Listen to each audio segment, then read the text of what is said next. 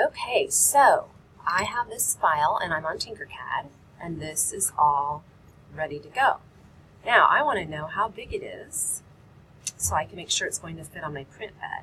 One thing you might want to do is edit your grid. I'm going to make this just a little bit bigger so you can see. If you speak in millimeters, that is fine. You can leave it. I understand inches better, so I'm going to change my grid to inches and update the grid. And so now I know that every box is 1/8 of an inch.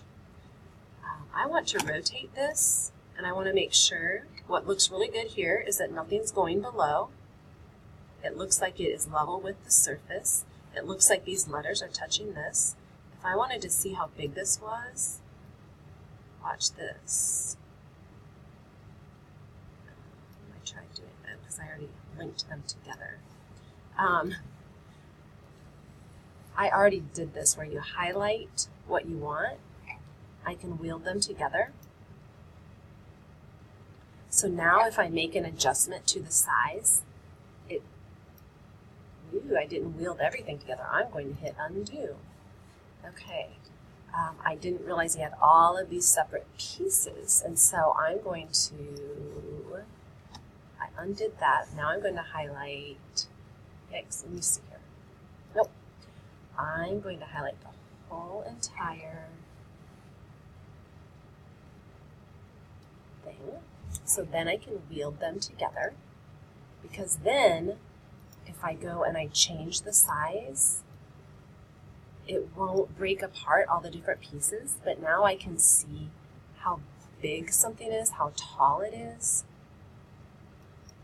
and I can see if it's going to fit. So let's say now it's what I want. Oh, I also want to zip it around and look, and I even want to go closer.